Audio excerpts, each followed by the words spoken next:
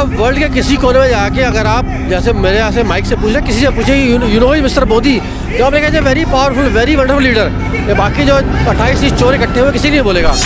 EVM ban करने की बात की जा रही है, ईवीएम बैन होनी चाहिए। नहीं, टोटली गलत है। इससे टाइम बचता है अपना और बल्कि कोई फर्दर तरीके सोचे जाने चाहिए जिससे कि और टाइम बचे। हाँ, क्योंकि कोई आज की डेट में एजुकेटेड लोग इसलिए वोट नहीं करते क्योंकि लाइन में लगना पड़ता। नहीं, मैं खुद टेक्निकल आदमी हूँ, मैं आपको बिल्कुल क्लियर कट बता सकता हूँ कि अनटिल अनलेस की कोई चीज़ नेट से कनेक्टेड हो उसकी हैकिंग नहीं हो सकती। पिछले बजट में राहत के लिए जो भी कुछ है बहुत मार्जिनल है, मतलब बहुत ज़्यादा वो नहीं, जितनी हम लोग एक्सपेक्ट कर रहे थे उतना नहीं है। तो जिस तरह से हमको लग रहा था कितना रिलीफ मिलेगा टैक्स में और वो उस तरह के नहीं। देखिए, फ्री बीज अलग चीज़ होती है कि बिना काम किए आपके यूं ही पैसे बांट दो, वो एक गलत फंडा है। आप किसी को काम करा के और उसके बदले में दे रहे हैं तो उसमें कोई गलत नहीं है। गवर्नमेंट को ये जितनी भी सब्सिडीज हैं और ये जो इस तरह के लालच देने वाली जो चीज़ें हैं उनको बंद करना चाहिए। उन्होंने पंजाब को बर्बाद किया है, इन्होंने सिद्धू मूसेवाला को फंड किया है उन्होंने अपने गलत राजनीतिक फायदे के लिए।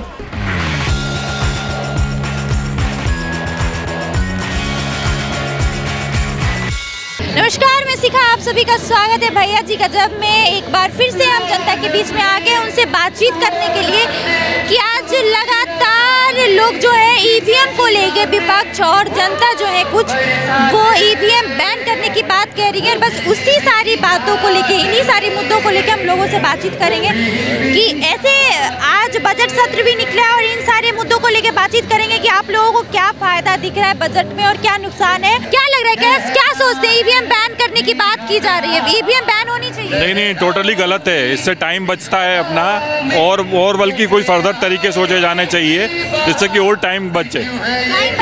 हाँ, क्योंकि कोई आज की डेट में एजुकेटेड लोग इसलिए वोट नहीं करते क्योंकि लाइन में लगना पड़ता। और अगर वो वोटिंग सिस्टम वाला जो ट्रेडिशनल सिस्टम होगा तो उसमें तो वो घंटों लाइन में लगा रहना पड़ेगा। तो कहते हैं कि भाई ईवीएम जो है फ्रॉड कर रहा है। नहीं, मैं खुद टेक्निकल आदमी हूँ, मैं आपको बिल्कुल क्लियर कट बता सकता हूँ कि अनटिल अनलेस की कोई चीज़ नेट से कनेक्टेड हो उसकी हैकिंग नहीं हो सकती है। हैकिंग तो नेट से ही होती है। दूसरी चीज़ ये है कि कोई भी गवर्नमेंट एम्प्लॉई जितने भी लगे रहते हैं वो भी किसी न किसी पार्टी का आखिर दिल से जुड़े ही रहते हैं। तो ऐसा नहीं है कि खाली एक पार्टी के सपोर्टर ही इलेक्शन में ड्यूटी लगेगी। सब तरह के लोग इलेक्शन ड्यूटी में इन्वॉल्व होते हैं और उससे पहले मॉक पोल होता है, उसमें 10-10 वोट सब पार्टियों के डाल के और टेस्टिंग करा के सभी के पोलिंग एजेंट्स को दिखाया जाता है। आपने कहा कि नेट से रिलेटेड चीज़ों में हैकिंग नहीं होती, नहीं लेकिन हो सकती। नेट से रिलेटेड चीज़ों में तो हैकिंग होती है। नहीं, नेट से रिलेटेड चीज़ों में होती है पर ईवीएम कहीं भी नेट से कनेक्ट नहीं होती। लेकिन ये चीज़ सुप्रीम कोर्ट ने भी माना है कि हो सकता है, थोड़ी बहुत चीज़ें फ्रॉड हो सकती हैं। केवल कुछ मशीन पर्टिकुलर होगी अगर, तो उसको केवल अगर कोई खुद करना चाहे तो कर सकता है। अदरवाइज तो आपकी जहाँ पे मॉक पोल होता ही है, मॉक पोल में पूरा टेस्टिंग सामने करके दिखाते हैं तो उसमें गड़बड़ी का चांस ही नहीं। ये भी नहीं है कि कोई जैसे नंबर 2 पे मान लीजिए एक पार्टी का ही आएगा, जो कैंडिडेट के नाम के हिसाब से नेशनलाइज पार्टी होती है, मतलब अल्फ़ाबेटिकली फिर उसके हिसाब से होता है कि नंबर 2 का मान लीजिए सेट कर लिया तो नंबर 2 में एक जगह एक पार्टी होगी, दूसरी जगह बी पार्टी होगी, तो वो हैकिंग नहीं हो, मतलब उसको उस पर गड़बड़ नहीं की जा सकती। तो आप लोग बजट सत्र नहीं देखा आज, क्या क्या चीजें हुई? ऑफिस में लगे थे, ऑफिस का काम कर रहे थे, इस वजह से बजट सत्र। पिछले वाले को जानते हैं, पिछला जो बजट होगा? हाँ, पिछला बजट जानते हैं। तो आपको लगा था कि पिछले बजट में राहत के लिए कुछ है जनता के लिए? पिछले बजट में राहत के लिए जो भी कुछ है बहुत मार्जिनल है, मतलब बहुत ज़्यादा वो नहीं, जितनी हम लोग एक्सपेक्ट कर रहे थे उतना नहीं है। तो जिस तरह से हमको लग रहा था कितना रिलीफ मिलेगा टैक्स में और वो उस तरह के नहीं। इस बार भी लोग सवाल कर रहे हैं, जैसे कि बजट सत्र आया है और आज घोषणा की गई है तो लोग कह रहे हैं शिक्षा पे कुछ नहीं हुआ है, पेट्रोल और एक चीज़ बहुत अच्छी हुई है इसमें कि इन्होंने जो रिन्यूएबल एनर्जी पर फोकस किया है, जो 1 करोड़ घरों में सोलर वाला जो पैनल लगाने की बात हुई है और उसमें भी कुछ परसेंटेज जो है फ्री बिजली भी मतलब उसमें देंगे, फ्री यूनिट्स। और अदरवाइज़ भी अगर वो कोई सब्सिडी अच्छी खासी दे देते हैं तो हर व्यक्ति को उससे फ़ायदा होगा। तो फ्री को लेके तो दूसरा ये है कि हमारी पेट्रोल पे, बाकी अरब कंट्रीज़ पे या बाकी पे डिपेंडेंसी भी कम होगी। फ्री को लेके तो बोलते हैं केजरीवाल गलत कर रही है। नहीं देखिए, फ्री बीज अलग चीज़ होती है कि बिना काम किए आपके यूं ही पैसे बांट दो, वो एक गलत फंडा है। आप किसी को काम करा के और उसके बदले में दे रहे हैं तो उसमें कोई गलत नहीं है। तो आप लोग क्या सोचते हैं, फ्री सही है या गलत? फ्री बिल्कुल गलत है, फ्री कभी भी नहीं होना चाहिए। केजरीवाल गलत कर रहे हैं। मैं वो किसी का नाम नहीं लेना चाहूँगा, मगर कोई भी चीज़ फ्री में नहीं मिलनी चाहिए। अगर कोई भी चीज़ आपको देना है, इंसेंटिव देना है, तो आप उससे काम लें, उसको काम दें, उसको रोजगार दें, मगर ये इंसेंटिव्स या फ्री में पैसे नहीं देने चाहिए। अच्छा, तो इस हिसाब से तो आपको मतलब क्योंकि आप दिल्ली रह रहे हैं और दिल्ली के चीज़ों से आप वाकिफ़ हैं, तो दिल्ली में जो गवर्नमेंट कर रही है वो सही कर रही है या गलत कर रही है? हमारे हिसाब से तो सही नहीं कर रही है, फ्यूचर के पॉइंट ऑफ व्यू से। क्या करना चाहिए गवर्नमेंट को? ये जितनी भी सब्सिडीज़ हैं और ये जो इस तरह के लालच देने वाली जो चीज़ें हैं उनको बंद करना चाहिए। और यही चीज़ अगर भाजपा में कही जाए तो भाजपा भी कुछ चीज़ें फ्री कर रही है। ये किसी भी पार्टी के लिए नहीं, भाजपा मजबूरी में भाई सामने वाली पार्टी जब फ्री अनाउंस कर रही है तो वोट के लिए इनको भी करना ही पड़ेगा। वोट के लिए? बिल्कुल, वोट के लिए हर चीज़। जो कुछ भी होता है वोट के लिए ही होता है, क्योंकि हमारा जो वोटिंग सिस्टम है वो इन सब चीज़ों को ज़्यादा प्रमोट करता है। इस वजह से ये सारी चीज़ें मजबूरी में करनी पड़ती हैं, कई बार कंपटीशन में करना पड़ता है कि एक पार्टी ने अगर कुछ ऑफर दिया है तो हमें भी उसको काउंटर करना है। बजट को लेके क्या कहना चाहेंगे? कुछ लोग सवाल उठा रहे हैं कि भाई शिक्षा के लिए कुछ नहीं किया, पेट्रोल कम होना चाहिए, पेट्रोल डीजल का भाव वही है। देखिए मैडम, बेसिकली अंतरिम बजट है ये। अब 3 महीने बाद सरकार आएगी भाजपा की तो फिर पूर्ण रूप से बजट पेश है। ये तो एक तरह से एक आउटलाइन रूपरेखा है ये। अमूमन जो है देखा जाए तो ये 70% जो बजट है ये लास्ट ईयर का ही कॉपी पेस्ट किया गया है। उस समय भी टैक्स स्लैब 7 लाख का था, आज भी वही है।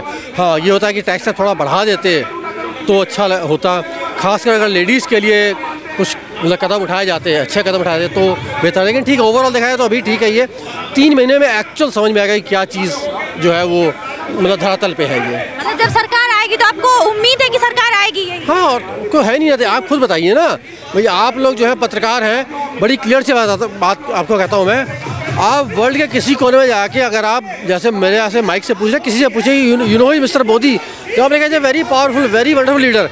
ये बाकी जो 28 चोर इकट्ठे हुए किसी नहीं बोलेगा। कोई इनका मुकाबला है भी नहीं, कोई इनके पास फेस भी नहीं है पीएम का। लेकिन ईवीएम को लेके लोग बहुत भारी संख्या में प्रदर्शन कर रहे हैं कि भाई ईवीएम बंद करो। मैडम 2 बातें कहना चाहूँगा। पहली बात, ईवीएम कौन सी पार्टी लेके आई थी, ठीक है ना, फिर क्यों रो रही है? मतलब जहाँ कांग्रेस हारती है वहाँ बैठ के ये अपना रोना रोती है। रोना तेलंगाना में बोलो ना ईवीएम खराब थी, नहीं बोलेंगे। हिमाचल में बोलो, नहीं बोलेंगे। इनका कहना है जो छोटे छोटे राज्य हैं वो हमें दे देते हैं और बड़े बड़े राज्य में जीत जाते हैं। भाई छोटे बड़े इसमें क्या बात है? हिमाचल छोटा राज्य है क्या? हिमाचल में आज की डेट में क्या फॉरेक्स से जो है आपकी इन्वेस्टमेंट कम है क्या? तेलंगाना इन्वेस्टमेंट कम है क्या? वो छोटा राज्य नहीं है, विपक्ष की सोच छोटी है और कुछ नहीं है। अगर चलो मान लिया 1% राज्य छोटे हैं, तुम काम करो, तुम बड़े काम करो, क्या दिक्कत है? तुमने करना ही, तुम्हारे से रोना कुछ नहीं। और तो आम आदमी की सरकार है आपको पंजाब में? आम आदमी सरकार तिहाड़ जेल में है मैडम। कहाँ हैं आप? इनका स्वास्थ्य मंत्री अंदर है, शिक्षा मंत्री नहीं, शराब मंत्री वो अंदर है। एक ब्लैकिया जो टिकट ब्लैक करता था पिक्चरों के, वो अंदर है। और अभी आने वाले 2 महीने में 2-3 और अंदर जाएंगे। तो आम आदमी का कुछ नहीं है, कोई क्या वजूद क्या मैडम? कुछ नहीं है। ये देखिए ना, अभी 2 महीने पहले 5 स्टेट्स में चुनाव हुए थे, ठीक है ना। यहाँ जेल में जमानत नहीं मिल रही है, वहाँ उनकी जमानतें जब्त हो रही है बैठ के। अब 2 महीने में 4 स्टेट्स में होने हैं, गारंटीड है वही हाल होगा। कह रहे हैं कि सबके पीछे जो है भाजपा हाथ धो के पड़ गई है। कभी हेमंत सोरेन तो कभी जो दिल्ली के लिए अच्छा काम कर रहा है उसके पीछे। मैडम हेमंत सोरेन की गाड़ी में से 36 लाख निकले हैं। गाड़ी उनके प्रेमिसेस में खड़ी थी और मतलब सीबीआई वाले, ईडी वाले गाड़ी में पैसा रख दिया, या मोदी जी आए थे वो पैसा रख दिया, उसके बाद ईडी को भेज दिया। कहते 36 लाख तो नॉर्मल रकम है। वही तो, अभी तो 36 लाख गाड़ी मिले हैं, तो सोचो अलमारी में कितने होंगे। 353 करोड़ मिले थे ना, तो अभी तो उन्होंने इस्तीफा भी दे दिया और गिरफ्तार भी। तो भैया क्या करें? अब मजबूरी का नाम महात्मा गांधी है और मजबूती का नाम मोदी जी है। तो नीतीश जी को लेके क्या कहेंगे? हाँ जी, नीतीश जी को लेके भाई नीतीश जी का देखिए मैडम, क्वालिफाइड इंजीनियर है। इंजीनियर है ना, इंजीनियर पैकेज देखता है, कंपनी नहीं देखता है। जहाँ पैकेज बढ़िया मिले कंपनी ज्वाइन कर लो। पलटू राम मानते हैं आप? भाई देखिए, राजनीति के लिए सही बंदा है, देश के लिए अब सही बंदा है ये। मेंटोर मोदी जी है, भाजपा है। प्रिंसिपल अच्छा होता है, स्कूल अच्छा चलता है। प्रिंसिपल बेकार होता है, स्कूल का बेड़ा गर्क हो जाता है। अब जो जहाँ आए हैं, एक वो पहले जिसके साथ थे वो 9वीं फेल और ये 9 बार सीएम बने हैं। मतलब कह लो कि 9वीं फेल लड़का सीएम को मतलब इंजीनियर को घुमा रहा है, सीएम को घुमा रहा है। अब फ्री हैंड मिल गया है इनको। और दूसरी बात ये कि देखिए मैडम, लोकसभा चुनाव आ रहे हैं 3 महीने बाद। पीएम का रास्ता का 50% सीट बिहार से यूपी से आती है। यूपी स्ट्रांग था, बिहार अब स्ट्रांग हो जाएगा और देश सही रास्ते में जा रहा है। तो जो लोग कह रहे हैं ये न्याय जोड़ो यात्रा है राहुल गांधी का, इसको लेके क्या कुछ कहेंगे? मैडम अंतिम मानना है वो करेक्ट करना चाहूँगा, वो न्याय जोड़ो नहीं है, अंतिम यात्रा है इसकी। ये अंतिम यात्रा है, ये कुछ नहीं, काम नाम है नहीं, फ्यूचर है नहीं इसका, टाइम पास कर रहा है, पैसा खराब कर रहा है टैक्स पेयर का।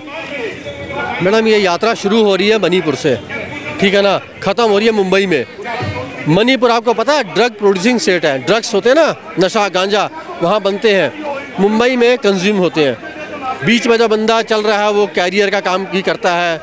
कैरियर समझ आप आरोप लगा रहे हैं? आरोप कहाँ लगा रहे हैं, कोई आरोप नहीं है। तुमने शुरू करनी थी तो उससे एक स्टेट पीछे अरुणाचल है। मणिपुर इसलिए भी वो गए होंगे क्योंकि वहाँ की महिलाओं के साथ अन्याय हुआ है।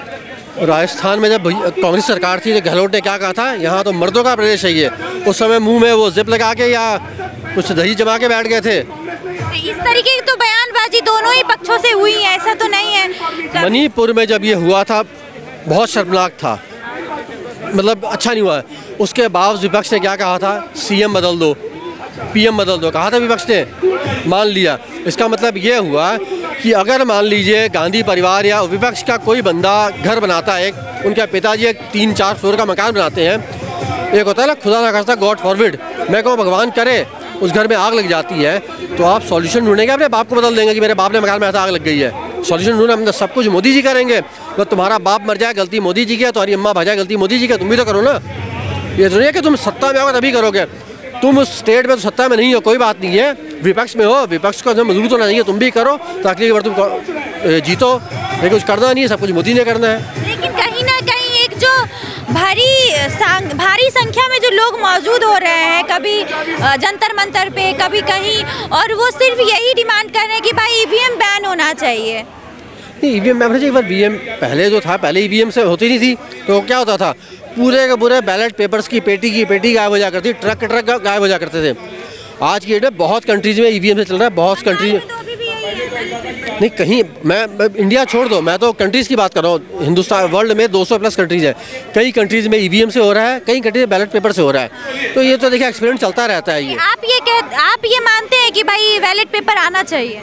मैम बैलेट पेपर से ना बहुत ज़्यादा टाइम कंज्यूमिंग हो जाएगा, ये टाइम कंज्यूमिंग हो जाएगा, साथ में स्पेस कंज्यूमिंग हो जाएगा। ईवीएम में तो एक छोटी मशीन है, उसमें 1 लाख बंदा भी वोट दे सकता है। बैलेट पेपर, बैलेट मशीन, उसके बॉक्स के लिए कम से कम 50 डब्बे चाहिए होंगे करने के लिए। आपको क्या लगता है जो लोग जो भारी संख्या में आए हैं वो कौन लोग हैं?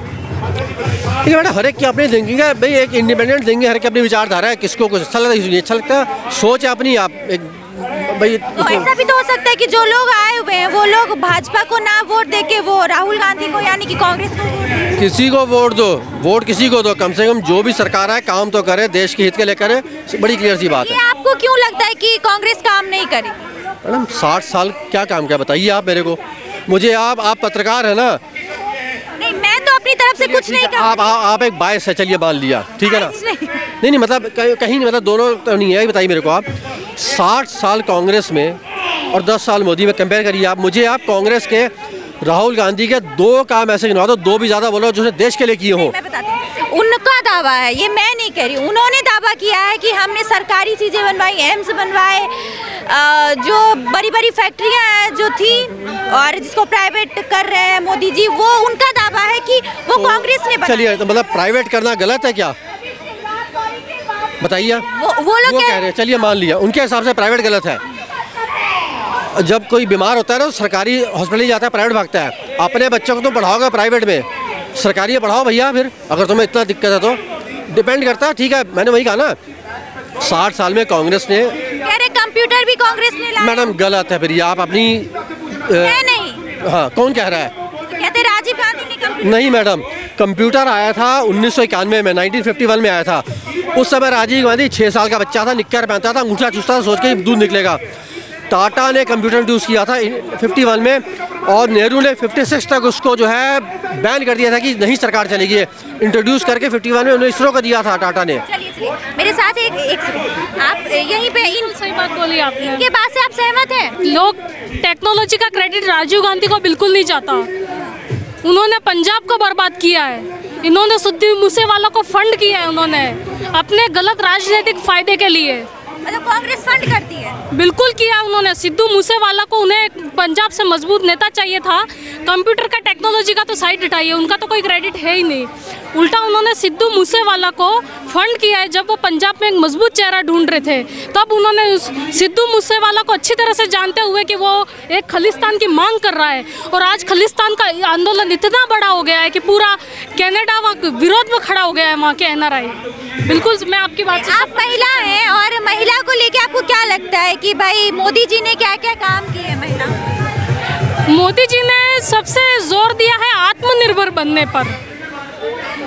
कांग्रेस ने ऐसा कुछ नहीं किया है। कांग्रेस ने सिर्फ देश के साथ खिलवाड़ किया है। कांग्रेस की एक ही नीति रही है, भारत जोड़ो नहीं भारत तोड़ो। उनका एक ही है कि किसी तरह भारत को तोड़कर। कांग्रेस तो कहती है कि महिलाओं के साथ बलात्कार, अन्याय सारे मोदी जी के राज में हुए हैं। ये तो जग जाहिर है कि आप पूरा टाइम पीरियड निकालिए, जग जाहिर है ये तो। आप पूरी क्रोनोलॉजी देखिए, ये जग जाहिर है कि किसके समय ज़्यादा अत्याचार हुए हैं। पूछ लीजिए महिलाओं से कि किसके समय ज़्यादा सेफ फील करती हैं। तो ठीक है, महिला आप बोल रही हैं कि भाजपा के टाइम में आप ज़्यादा सेफ फील करती हैं, तो ये ऐसा क्यों बोल रहे हैं कांग्रेस? और राहुल गांधी जो न्याय जोड़ो यात्रा निकाल रहे हैं, वो कह रहे हैं महिलाओं के लिए और गरीबों के लिए निकाल रहे हैं। उनका सिर्फ फेक सोशल मीडिया पे एक लोग होते हैं जो वो वास्तव में होते हैं वो नहीं दिखाते हैं, और अपनी एक जो फेक इमेज क्रिएट करते हैं जो वो नहीं है। जी बिल्कुल, कांग्रेस का भी यही है, वो अपनी एक फेक इमेज क्रिएट कर रही है महिलाओं के लिए, जो वो वास्तव में नहीं है। उन्हें महिलाओं से कोई मतलब नहीं है। हम लोग फिर से बातचीत करेंगे अगले किसी और मुद्दे को लेके। मिलते हैं फिर अगली खबर के साथ, तब तक के लिए धन्यवाद।